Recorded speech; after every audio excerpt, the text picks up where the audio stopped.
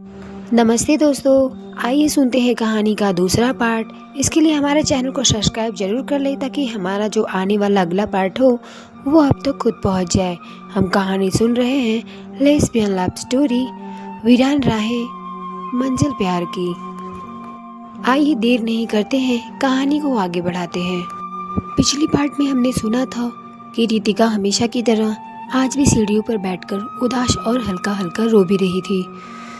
तभी उसके पीछे से वही स्टूडेंट आ जाते हैं और फिर रितिका से कहती हैं, क्यों हर रोज़ तुम इस तरह उदास रहती हो और क्यों रोया करती हो। तभी पीछे से रितिका के क्लास के सारे स्टूडेंट आ जाते हैं और हमेशा की तरह उसका मजाक उड़ाने लगते हैं। तभी उनमें से एक कहता है, अरे क्यों नहीं रोएगी, इसके पास हम जैसा ना बंगला है, ना गाड़ी है, ना सोसाइटी है, ना कपड़े हैं, ना कुछ है, ना हमारी जितना पैसा है और ना ही हमारी तरह इसकी जीवन में ऐश है। तुम ही बताओ, बेचारी के जीवन में रोने के अलावा और रखा ही क्या है। उन लोगों की बातें सुनकर इन लड़कियों का खून बहुत खौलता है। तभी उनमें से एक लड़की खड़ी होकर कहती है, तुम लोग अपनी बाप की कमाई पर इतना उछलते हो ना, दम है तो खुद कमा कर दिखाओ।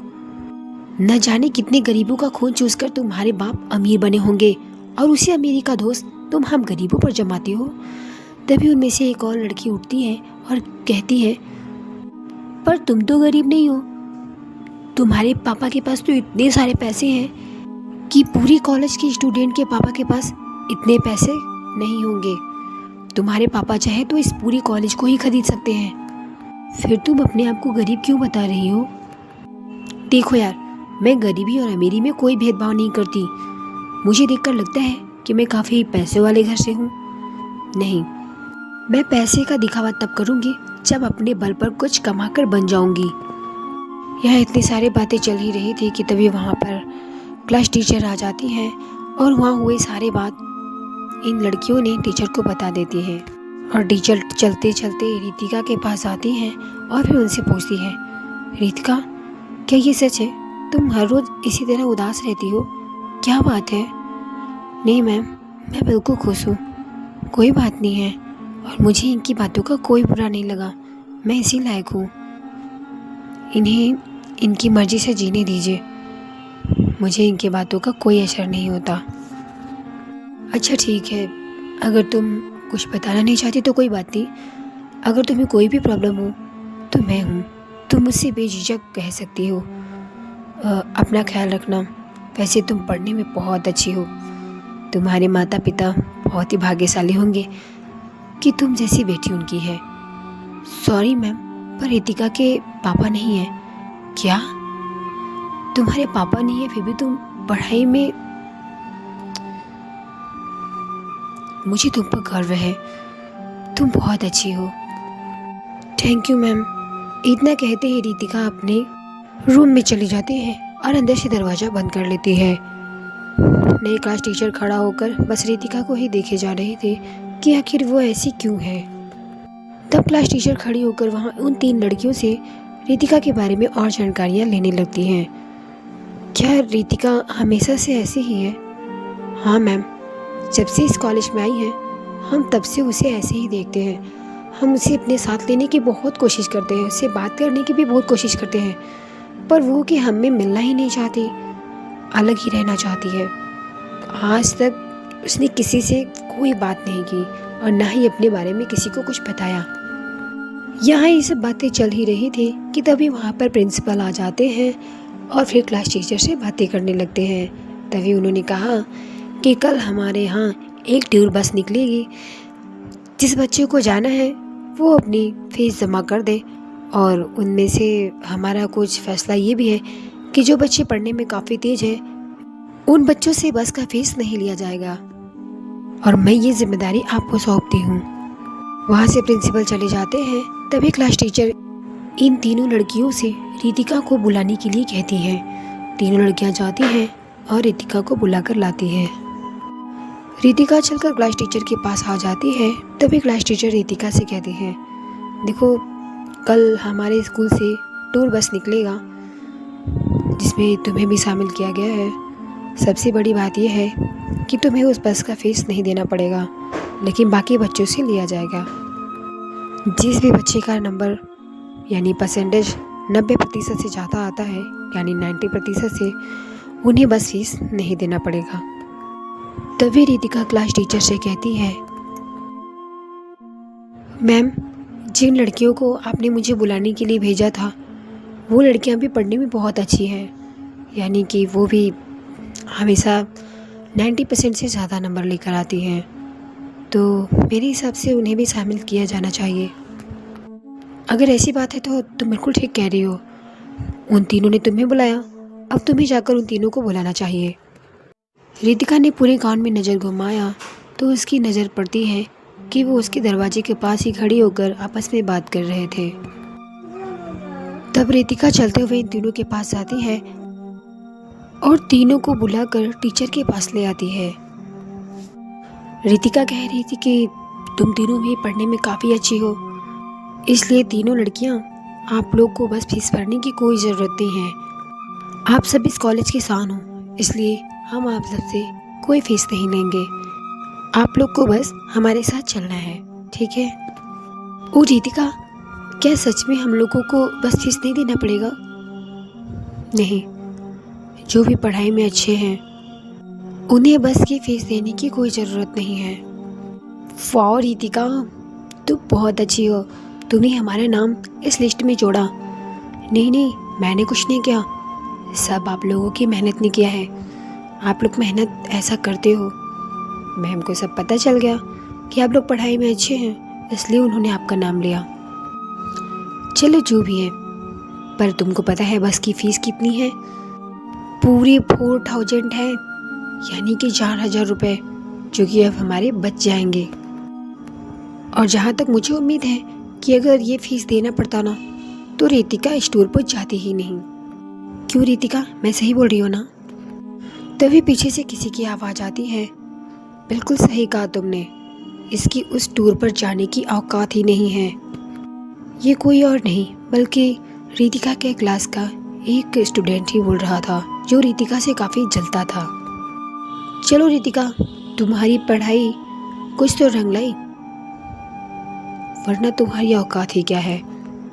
रितिका चलो, हमें काफ़ी तैयारियां करनी हैं, इन बदतमीजों के मुंह लगना हमारे लिए अच्छा नहीं है।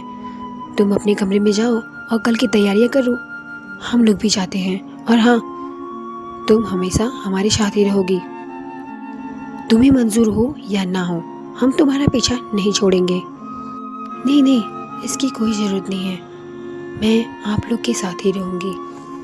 इतना कहकर तीनों लड़कियां अपने कमरे में चली जाती हैं और रितिका अपने कमरे में चली जाते हैं। अगले दिन बस जाने के लिए तैयार थे, सभी स्टूडेंट उसमें जाकर बैठ चुके थे। उस बस में रितिका भी आकर पहले से ही बैठ चुकी थी, पर उन तीन लड़कियों का बिल्कुल भी पता नहीं था। वो सारे स्टूडेंट, टीचर और बस वाला सामने उन तीन लड़कियों का इंतज़ार कर रहे थे, पर कहीं दूर दूर तक वो तीनों दिखाई ही नहीं दे रहे थे। तब रितिका को थोड़ा इन तीनों की चिंता होने लगती है। तभी नई क्लास टीचर रितिका से पूछती है, रितिका, वो तीनों लड़कियां आई नहीं, क्या बात है, वो नहीं जाना चाहती हैं क्या? नहीं मैम, कल तो उन्होंने बोला था कि वो जाने के लिए बिल्कुल तैयार हैं। मैम, क्या मैं जाऊँ देख कर आऊँ? हाँ जाओ देख कर आओ। रुको, मैं भी तुम्हारे साथ चलती हूँ। क्लास टीचर और रितिका दोनों ही उन तीनों लड़कियों को लेने चली जाती हैं। क्लास टीचर और रितिका ने उन लड़कियों के कमरे में जाकर देखा, उनका कमरा बाहर से बंद था, तीनों का कुछ अता पता नहीं था। सारे कॉलेज के दरवाजे भी अच्छी तरह बंद हो चुके थे। रितिका और क्लास टीचर ने दोनों ने मिलकर इधर उधर हर जगह देख लिया, पर तीनों कहीं नहीं दिखाई देते। तभी क्लास टीचर कहती है, रितिका, कहीं ऐसा तो नहीं कि वो लोग कहीं और चले गए हों, वरना पूरी कॉलेज में हम लोगों ने देख लिया, उन लोग का कोई पता नहीं है। रितिका और क्लास टीचर दोनों ही वापस बस के पास जाने लगते हैं। तभी की रितिका के कान में एक हल्की से किसी दरवाजे की खटखटाने की आवाज़ सुनाई देती है। तभी रितिका ने टीचर से कहा, टीचर, ऐसा लग रहा है कि कोई अंदर से दरवाज़ा खटखटा रहा है। पीछे पलटकर दोनों ही देखने लगते हैं। सारे दरवाजे पर उनकी नज़र जाती है, पर किसी दरवाजे पे आवाज़ नहीं आ रही थी। तभी रितिका की नज़र काफ़ी दूर एक बाथरूम के दरवाजे पर पड़ती है। वो आवाज़ उसी बाथरूम से ही आ रही थी। तब रितिका और क्लास टीचर दोनों ही दौड़ते भागते उस दरवाजे के पास आते हैं जिस पर बाहर से ताला लगा हुआ होता है। रितिका दरवाजे के पास पहुंचते ही उस दरवाजे के उस पार आवाज़ लगाने लगती है, कोई है? अंदर है क्या? तभी उन तीनों लड़कियों की आवाज़ आती है, रितिका हम अंदर हैं, प्लीज़ हमें बाहर निकालो, किसी ने हमें ज़बरदस्ती बाहर से बंद कर दिया है। देखा मैम, मैंने कहा ना, ये तीनों अंदर ही हैं। तभी टीचर उस क्लास के चपरासी को बुलाती हैं और फिर ताला खोलने को कहती हैं। मैम मैं ये दरवाज़ा कैसे खोलूँ? ये ताला इस कॉलेज का है ही नहीं और ना ही इस ताले की चाबी मेरे पास है। ये ताला तो लगता है किसी और ने लगाया है। क्या? ऐसा कौन कर सकता है? अच्छा तुम एक काम करो, इस ताले को तोड़ दो, बाकी मैं बाद में पता लगा ही लूँगी कि ऐसी बदतमीजी किसने की है। चपरासी ने उस बाथरूम का दरवाज़ा तोड़ दिया और फिर तीनों बाहर निकल कर आई और रितिका उन तीनों को संभालते हुए बस तक ले गई और फिर चारों बस पर बैठ जाते हैं और फिर पीछे से क्लास टीचर भी आ जाती है और वह भी बस में चढ़ जाती है। तीनों लड़कियां तो एक साथ बैठ जाती हैं पर रितिका अकेली सीट पर बैठी थी क्योंकि उसके पास बैठना कोई पसंद नहीं करता था। रितिका को भी कोई फ़र्क नहीं पड़ता क्योंकि उसके साथ कोई नहीं रहना चाहता। जब बस चलने ही वाली थी तभी उसके ठीक बगल में जाकर वह नई क्लास टीचर बैठ जाती है। रितिका हैरान रह जाती है कि मेरे अगल बगल कोई रहना नहीं चाहता और इतनी सुंदर क्लास टीचर मेरे जस्ट बगल में आकर बैठ गई। उस बस में सभी लड़कों ने अपनी अपनी बगल में एक सीट खाली रखी थी ताकि वह सोच रहे थे कि वह क्लास टीचर आकर उनके बगल में बैठ जाए, पर ऐसा बिल्कुल भी नहीं हुआ। वह क्लास टीचर सीधा रितिका के पास जाकर बैठ गई। सभी के खुले मुंह बंद हो जाते हैं जब उन्होंने देखा कि वह क्लास टीचर सीधा रितिका के पास आकर बैठ चुकी है। सभी के एक राय पर पानी फिर जाता है। जब बस चलने लगती है तभी रितिका के क्लास के कुछ स्टूडेंट आपस में बातें कर रहे थे। इन तीनों लड़कियों को तो मैंने बंद कर दिया था, न जाने ये कैसे बाहर निकल आई। वैसे सबक तो इन्हें अच्छा मिला होगा, मुझे बदतमीज कहा था ना। जब ये लड़के आपस में बातें कर रहे थे ये सारी बातें वह क्लास टीचर सुन लेती है और उन सारे स्टूडेंट की तरफ वह क्लास टीचर काफ़ी गुस्से से देखने लगती है। और यार, वो नई टीचर हमारी तरफ क्यों देख रही है, वो भी काफ़ी गुस्से से, कहीं उसने हमारी बातें तो नहीं सुन ली। सारे लोगों ने अपनी नज़रें नीचे कर लिए और चुपचाप बैठ जाते हैं। थोड़ी देर में बस अपनी मंजिल पर पहुंच जाती है जहां कि वो लोग पिकनिक मनाने के लिए गए थे।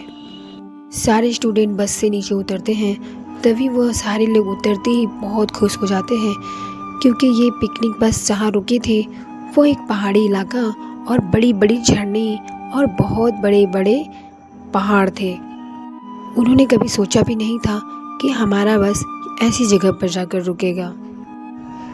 इन सारे स्टूडेंट ने काफ़ी मस्तियाँ की और खूब मज़े किए। रितिका भी ऐसी जगह देखकर कुछ पल के लिए अपने सारे दर्द भूल जाती है और इस जगह को देखकर अपने समय को एंजॉय करती है। रितिका जब घूमते फिरते वहाँ के नज़ारे लेते हुए थक जाती है तो वह वापस आकर अपने बस में बैठ जाती है और फिर बॉटल से निकालकर पानी पीने लगती है। तभी वहाँ क्लास टीचर भी आ जाती है और रितिका के ठीक बगल में बैठकर लंबी लंबी सांसें लेते हुए कहती है, रितिका मैं तो बहुत थक गई हूँ, वैसे मज़ा आ गया ऐसी जगह पर आकर। वैसे तुम्हें तो ये जगह पसंद आई है ना? हाँ मैम, बहुत अच्छी जगह थी। हाँ, मैंने भी तुम्हें पहली बार मुस्कुराते हुए देखा है। तुम मुस्कुराते हुए बहुत अच्छी लग रही थी। ऐसा करो ना, हमेशा मुस्कुराते ही रहा करो। ऐसी बातें सुनकर रितिका मुस्कुराती तो ज़रूर है पर उसका मन फिर से उदास हो जाता है। तभी टीचर ने रितिका के चेहरे को पढ़ लिया कि वो बाहर से तो मुस्कुरा रही है पर अंदर ही अंदर उसे कुछ तो प्रॉब्लम है। तब उस टीचर ने रितिका का हाथ अपने हाथों में लेते हुए कहा, क्या बात है रितिका, देखो मैं तुम्हारी करीब की तो नहीं हूँ, तुम चाहो तो मुझे अपनी प्रॉब्लम बता सकती हो। आई प्रॉमिस मैं किसी से कुछ नहीं कहूँगी अगर मैं कोशिश करूँगी कि मैं तुम्हारी प्रॉब्लम सॉल्व कर सकूँ।